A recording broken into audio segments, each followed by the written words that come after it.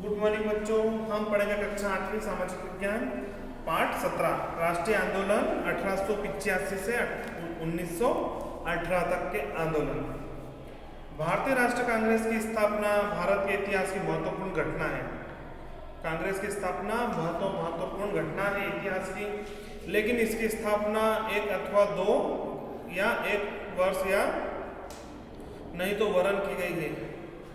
वरन इसके पीछे एक दीर्घ और चिंतनशील इतिहास रहा है, बहुत लंबा समय रहा है, चिंता का विषय भी रहा है, क्योंकि एक या दो वर्ष में नहीं हो गई है इसकी स्थापना। भारत में भिन्न भिन्न भागों में स्थानीय व प्रांतीय स्तर पर विभिन्न आवश्यकताओं को ध्यान में रखकर कई राजनीतिक और सामाजिक संस्था स्थापित की गई। सभी चीज़ों को देखते हुए, सभी को ध्यान में रखते स्थानीय स्थान के लोगों को और प्रांत के अनुसार सबको ध्यान में रख के सामाजिक और राजनीतिक संस्था का स्थापना की गई है, जिनमें से कुछ इस प्रकार है। 1851 में कलकत्ता में ब्रिटिश इंडियन एसोसिएशन की स्थापना की गई। 1852 ईस्वी में बम्बई एसोसिएशन की स्थापना की गई है। 1852 ईस्वी में मद्रास नेटिव एसोसिएशन की स्थापना की गई है। इन सभी एसोसिएशन के सदस्य अधिकतर भारतीय समाज के उच्च वर्गों के लोग थे, बड़े ऊंचे वर्ग के लोग थे, ऊंची जाति के लोग थे। ये एसोसिएशन मुख्यतः अपने अपने प्रांतों में काम करती थी, सभी अपने अपने राज्यों में कार्य करती थी। बाद में ऐसे कई संगठन बने जो इन एसोसिएशन की अपेक्षा जनता का अधिक प्रतिनिधित्व करने लगे, जनता के बारे में सोचने लगे। ऐसे कुछ संगठन थे। 1870 ईस्वी में पुणे सार्वजनिक सभा में सभी आ जाते हैं और इसके ऊपर ध्यान देने लगे। 1876 ईस्वी में ईस्ट इंडिया एसोसिएशन की स्थापना की गई। 1884 ईस्वी में मद्रास महाजन सभा हुई। 1885 ईस्वी में बॉम्बे प्रेसिडेंसी एसोसिएशन की स्थापना की गई। एक लंबे समय से यह आवश्यकता महसूस की जा रही थी कि भारत अभिमत का प्रतिनिधित्व करने वाला एक अखिल भारतीय संगठन होना चाहिए। सुरेंद्र नाथ बनर्जी इंडियन सर्विस में चुने गए थे। वे पहले भारतीय नेता थे जिन्होंने दिसंबर 1883 ईस्वी में कलकत्ता में आयोजित अखिल भारतीय राष्ट्रीय सम्मेलन में देश के सभी भागों में लोगों को एकत्रित किया। उन्होंने 1885 ईस्वी में कलकत्ता में एक और राष्ट्रीय सम्मेलन बुलवाया। उसी बीच कुछ अन्य नेताओं ने एक अखिल भारतीय सम्मेलन दिसंबर 1885 ईस्वी में बुलाया। ये हमारा सुरेंद्र नाथ बनर्जी है, इनके द्वारा लोगों के हित में कार्य किया गया और सभा बुलाई गई दिसंबर 1885 में। भारतीय राष्ट्रीय कांग्रेस देश के सभी प्रांतों से आए 72 प्रतिनिधियों का बंबई में 1885 ईस्वी में 28 से 30 दिसंबर तक एक सम्मेलन हुआ। उन्होंने देश भर के प्रसिद्ध नेताओं से संपर्क स्थापित कर उनकी सहायता प्राप्त की। बंबई के गोकुलदास तेजपाल संस्कृत कॉलेज में आयोजित कांग्रेस के प्रथम अधिवेशन में अनेक महत्वपूर्ण नेता सम्मिलित हुए। जिन समस्याओं पर अधिवेशन पर विचार विमर्श हुआ उनका संबंध धर्म, जाति, भाषा और क्षेत्र के भेदभाव से अलग सभी भारतीयों से था, किसी में भेदभाव नहीं था। उदारवादी कांग्रेस व कार्यप्रणाली इस प्रकार है। 1885 से 1905 तक अपनी स्थापना के आरंभिक वर्षों में कांग्रेस नरम नीतियां अपनाई। इसके प्रथम अध्यक्ष WC बनर्जी के अनुसार कांग्रेस का उद्देश्य राष्ट्र की प्रगति करना था। इसका मूल उद्देश्य क्या था? राष्ट्र की प्रगति करना, सक्रिय कार्यकर्ताओं को आपस में परिचित कराना और भारत की जनता को साझे राजनीतिक उद्देश्यों के लिए एकजुट करना था। कांग्रेस की प्रारंभिक मांगे प्रांतीय और केंद्र विधियां परिषदों में भारतीयों का प्रतिनिधित्व हो, भारतवासियों का उसमें प्रतिनिधित्व करें, वे इसमें प्रतिनिधित्व करें। भारत में इंडिया सिविल सर्विस परीक्षाओं का आयोजन और इसके लिए अधिकतम आयु सीमा बढ़ा जाए। यहाँ पे सिविल सर्विस की परीक्षा भी भारत में हो और इसकी उम्र सीमा बढ़ाई जाए। शिक्षा का प्रचार प्रसार हो, भारत का औद्योगिक विकास हो, किसानों को कर्ज से राहत मिले, हथियार कानून में संशोधन हो, हथियारों के प्रति कानून बनाया जाए और उसमें संशोधन किया जाए। बंगाल विभाजन 1905 लॉर्ड कर्जन 1899 में भारत वायसराय बनकर आया। उसका सबसे अविवेककार्य बंगाल विभाजन था। उस समय बंगाल प्रांत में बंगाल, बिहार, असम तथा उड़ीसा सम्मिलित थे। ये 4 राज्य सम्मिलित थे। कर्जन के समय बंगाल सहित भारत के अनेक भागों में क्रांतिकारी और राष्ट्रवादी गतिविधियों में वृद्धि हो गई। इसके लिए उन्होंने फूट डालो और राज करो की नीति अपनाई। बंगाल प्रांत के पूर्वी भाग में मुस्लिम की संख्या अधिक थी तथा पश्चिमी भाग में हिंदुओं की संख्या अधिक थी। वह हिंदू मुस्लिम एकता को तोड़कर राष्ट्रवादी आंदोलन को कमजोर करना चाहता था। अतः उसने 1905 ईस्वी में बंगाल को 2 भागों में बांट दिया। इसका पूर्वी प्रांत मुस्लिम बहुल बनाया गया और पश्चिमी भाग बहुल हिंदू बनाया गया। तो इस प्रकार से बंगाल को 2 भागों में बांट दिया गया। इस विभाजन का घोर विरोध भी हुआ था। लॉर्ड कर्जन द्वारा इस पर 2 भागों में बांटा गया, हिंदू और मुस्लिम करके इनमें फूट डालो और शासन कर नीति अपनाई थी। कांग्रेस में उग्रवाद का उदय हुआ, उग्रवादी होने लगे कांग्रेस में। कांग्रेस अधिवेशन में सरकार की आलोचना धीरे धीरे बढ़ने लगी, सरकार की आलोचना होने लगी, उग्र मांगे रखी जाने लगी। अब कांग्रेस के दूसरे अधिवेशन में एक वक्ता ने कहा कि प्रत्येक राष्ट्र को अपने भविष्य का निर्माता स्वयं होना चाहिए। पर क्या हम अपना शासन स्वयं कर सकते हैं? नहीं। हम हमारा शासन स्वयं कर सकते हैं? नहीं। पर उन्होंने बोला है कि हम स्वयं हमारा इसका निर्माता होकर हम खुद चलना जाएंगे तो हम हमारा शासन को चला नहीं सकते। हमको सभी की सहमति और सहयोग की आवश्यकता होती है। क्या हम एक अप्राकृतिक अवस्था में नहीं रह रहे हैं? हाँ। जब कांग्रेस में ऐसे विचार पनपने लगे तब सरकार उसकी विरोधी हो गई। 20वीं सदी के आरंभ में वर्षों में कांग्रेस को 2 दलों में बांट दिया।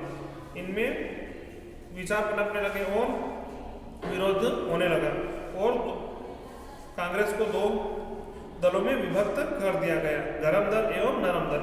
एक गरम दल बना दिया गया और एक नरम दल बना दिया गया। इस प्रकार से 2 भागों में बांट दिया गया। इस नई प्रवृत्ति के प्रभाव के कारण राष्ट्रवाद आंदोलन सरकार से केवल प्रार्थना करने की परंपरा छोड़ दी। इन नई प्रवृत्तियों को उभारने वाले नेता थे। ये नई प्रवृत्ति गरम दल और नरम दल के नेता बन गए और उभार लाए। पहला नाम है बाल गंगाधर तिलक, लाला लाजपत राय और विपिन चंद्र पाल। बाल, लाल और पाल, ये 3 नाम से हम जाना जाता है। बाल से बाल गंगाधर तिलक, लाल से लाला लाजपत राय और पाल से विपिन चंद्र पाल। ये 3 हमारे नेता हैं। लाला लाजपत राय, बाल गंगाधर तिलक और विपिन चंद्र पाल। उन्होंने देश के अतीत का गुणगान किया। उन्होंने कहा कि प्रशासन में सुधार की मांग करना पर्याप्त नहीं है। भारतीय जनता का उद्देश्य होना चाहिए, भारत की जनता का भी उद्देश्य होना चाहिए कि वो क्या प्राप्त करना, स्वराज्य प्राप्त करना। स्वराज्य मतलब अपना स्वयं का राज्य प्राप्त करना। तिलक ने प्रसिद्ध नारा दिया था, स्वराज्य मेरा जन्मसिद्ध अधिकार है और मैं इसे लेकर रहूंगा। इसके लिए जनता में काम करना और राजनीतिक आंदोलन में जनता को सहभागी बनाना जरूरी है। तिलक का केसरी पत्र राष्ट्रवादियों के इस नए समूह का प्रवक्ता बना। इन राष्ट्रवादियों ने जनता को राजनीतिक दृष्टि से जागृत करने के लिए गणपति और शिवाजी उत्सवों को पुनर्जीवित किया। उन्होंने हड़तालों और विदेशी वस्तुओं का बहिष्कार किया, जैसे राष्ट्रीय आंदोलन के लिए नए तरीके अपनाए थे। उन्होंने विदेश से जो आने वाली वस्तुओं का क्या कर दिया है, बहिष्कार किया और देश में गणपति पूजा, शिव पूजा का महत्व बढ़ाया और लोगों को होली का याद दिया ताकि अपनी संस्कृति को ना भूला जाए और लोग आपस में भाईचारे की भावना पनपती रहे और लोग इसका फायदा नहीं उठा सकते। कांग्रेस ने अपने आरंभ में 20 वर्षों में व्यापक राष्ट्रीय उद्देश्य के लिए लोगों को एकजुट करने का काम किया। मुस्लिम लीग की स्थापना 1906। अंग्रेजों ने देश में एकता की भावना के विकास को नियंत्रित करने के लिए हर संभव प्रयास किए। अंग्रेज कहने लगे कि हिंदू और मुसलमान के हित में एक दूसरे से बिल्कुल अलग है। यह घोषणा की गई कि अगर शिक्षित मुसलमान अंग्रेजों के प्रति निष्ठावान बने रहे तो उन्हें सरकारी नौकरियां तथा अन्य विशेष सहायता उसे पुरस्कृत किया गया जाएगा। गरम दल के कुछ हिंदू नेताओं ने राष्ट्रीयता के प्रचार के लिए धार्मिक विश्वास वाले उत्सवों का उपयोग किया। इससे अंग्रेज हिमायती मुसलमानों को यह कहने का मौका मिल गया कि राष्ट्रीय आंदोलन केवल हिंदुओं का है। इस प्रकार से उन लोगों ने 2 भागों में बांट दिया। मुस्लिम लोगों को बोल दिया कि हिंदू लोगों ने क्या कर रहे हैं, हिंदू लोग राष्ट्रीयता की प्रचार भावना कर रहे हैं उत्सव के माध्यम से और इनमें इसको फूट डालने का अच्छा बहाना मिल गया। सरकार के सांप्रदायिक राजनीति को जो बढ़ावा दिया उसका ज्ञान मुस्लिम लीग की स्थापना से पहले हुई घटनाओं से होता है। आगा खां के नेतृत्व में एक मुस्लिम शिष्टमंडल अक्टूबर 1906 में शिमला में वायसराय मिंटो से, जिसमें एक महत्वपूर्ण नेता ढाका के नवाब अली सलीमुल्लाह थे। वायसराय ने इस शिष्टमंडल का उत्साह बढ़ाया। अंग्रेजों का प्रोत्साहन प्राप्त कर इन नेताओं ने 30 दिसंबर 1906 को अखिल भारतीय मुस्लिम लीग की स्थापना की। कांग्रेस का विभाजन 2000 कांग्रेस का विभाजन हुआ 1907 सूरत अधिवेशन में। नरम दल और गरम दल के नेताओं के मतभेद बढ़ते जा रहे थे। 1906 ईस्वी में दादा भाई नौरोजी की कुशलता के कारण दोनों दलों में संघर्ष होने से रुक गया था, लेकिन 1907 ईस्वी में सूरत अधिवेशन के अवसर पर दोनों में गंभीर मतभेद हो गया। इस वर्ष सभापति के राम बिहारी बोस चुने गए, जबकि गरम दल वाले गंगाधर तिलक को सभापति बनाना चाहते थे। कांग्रेस से अलग होकर भी तिलक का सम्मान पूर्वक रहा। वे निरंतर अपने संघर्षवादी विचारों का प्रचार करते रहे और 1907 ईस्वी में कांग्रेस का विभाजन हो गया। इस प्रकार 1907 में कांग्रेस दो भागों में बंट गया, विभाजन किया गया। गरम दल वालों का अधिक दमन होने लगा। लाला लाजपत राय को गिरफ्तार करके 1907 ईस्वी में बर्मा निकासित कर दिया और अंत में वर्ष के अंत में रिहा किया गया। 1908 ईस्वी में तिलक को गिरफ्तार करके 6 वर्ष की लिए बर्मा निकासित कर दिया गया। इस प्रकार इनको अलग अलग गरम दल के नेताओं को गिरफ्तार करके इनको सजा दी गई। गांधी जी का राजनीतिक में प्रवेश। भारतीय जनता के स्वतंत्रता के संघर्ष के इस नए दौर में महानतम नेता मोहनदास करमचंद गांधी भारतीय राजनीति के में उनका पर्दापर्ण प्रथम युद्ध के दौरान हुआ। आधुनिक भारत में गांधी जी ने भारतीय स्वतंत्रता संग्राम का करीब 30 वर्ष तक नेतृत्व किया। 30 साल तक गांधी जी ने इसका नेतृत्व किया। वे भारतीय जनता में महात्मा गांधी के नाम से लोकप्रिय, आज आप महात्मा गांधी के नाम से इनको जानते हैं। प्रारंभिक जीवन। महात्मा गांधी का प्रारंभिक जीवन कैसा था? महात्मा गांधी का जन्म 2 अक्टूबर 1869 ईस्वी में गुजरात राज्य के पोरबंदर नामक स्थान पर हुआ था। इंग्लैंड में अपना अध्याय पूरा करने के बाद वे एक वकील के रूप में दक्षिण अफ्रीका गए थे। दक्षिण अफ्रीका में रहते हुए उन्होंने वहां के अधिवेशन अस्वेदों पर वाले गोरे शासकों के अत्याचारों के खिलाफ संघर्ष किया। उसी दौरान उन्हें अत्याचारों के खिलाफ लड़ने का अपना तरीका विकसित किया। इसे सत्याग्रह कहा जाता है। उन्हें एक अपना तरीका अपनाया, उसे सत्याग्रह कहा जाता है। सत्याग्रह करने वाले व्यक्ति हर प्रकार के कष्ट तथा दंड भोगने तथा जेल जाने के लिए तैयार होते हैं। सत्याग्रह में हर प्रकार से दंड को, कष्ट को झेलना, भोगना तैयार रहते हैं। अत्याचार के विरुद्ध यह बुनियादी तौर पर एक अहिंसात्मक आंदोलन था। एक अहिंसात्मक, कोई हिंसा नहीं की जाए और इसके अहिंसा के द्वारा ही इसको लड़ा जाए। चंपारण, अहमदाबाद और खेड़ा आंदोलन।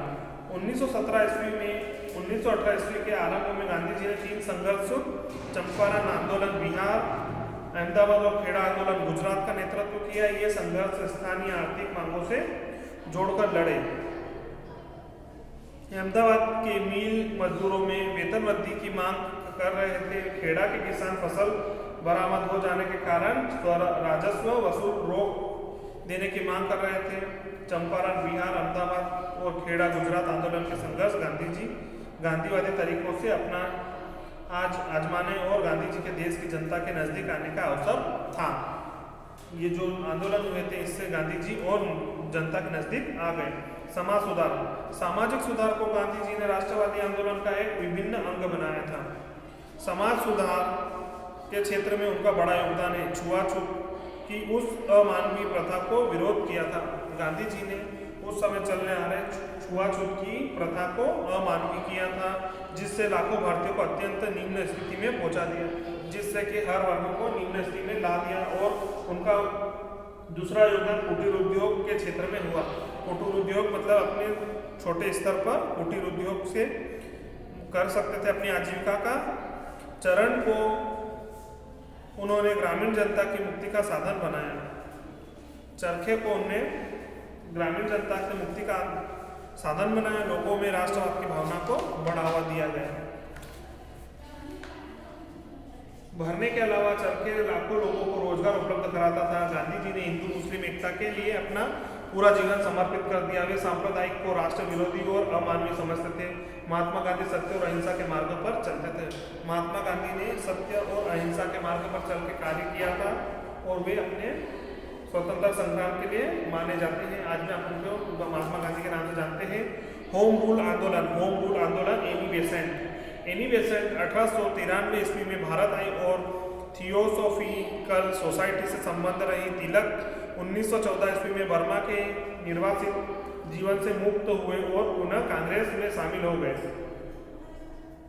अप्रैल 1916 ईस्वी में बाल गंगाधर तिलक ने इंडिया होम रूल लीग की स्थापना, जिसका लक्ष्य ब्रिटिश साम्राज्य के अंतर्गत भारतीयों के लिए स्वयं का शासन प्राप्त करना था। इस आंदोलन के महत्व का उल्लेख करते हुए बिपिन चंद्र पाल ने लिखा, होम रूल आंदोलन की सबसे बड़ी उपलब्धि यह रही कि इसमें भावी राष्ट्रीय आंदोलन के लिए जुझारू योद्धा तैयार किए गए। होम रूल आंदोलन सोसाइटी के पंडित जवाहरलाल नेहरू, चित्तरंजन दास, तेज बहादुर, सप्रू रामा, स्वामी अय्यर, मोहम्मद अली, भूलाभाई देसाई आदि सदस्य थे। अब हमारा आता है दमन। बाल गंगाधर तिलक और एनी बेसेंट दोनों ने अपने अपने तरीके से होम रूल आंदोलन का जोरदार प्रसार किया। इन दोनों के भाषणों का लोगों में चमत्कारिक प्रभाव पड़ा। इससे ब्रिटिश सरकार बेचैन हो गई और उसने इन दोनों नेताओं के प्रभाव को रोकने के लिए दमनात्मक तरीके अपनाए। आंदोलनकारियों का कठोरता से दमन किया गया, इनको दबाने का कार्य किया गया। इस प्रकार से हमारे राष्ट्र में गरम दल नरम दल में दो भागों में बांट कर टूट डालो शासन करो, और बहुत सारे प्रकार से कांग्रेस ने अंग्रेजों ने हमारे राष्ट्र को नुकसान पहुंचाया और अपने राज्य किया है। तो स्वराज को प्राप्त करने के लिए हमारा यह पाठ में बाल गंगाधर तिलक ने अपना नारा दिया था। तो हमारा पाठ यही समाप्त होता है। धन्यवाद बच्चों।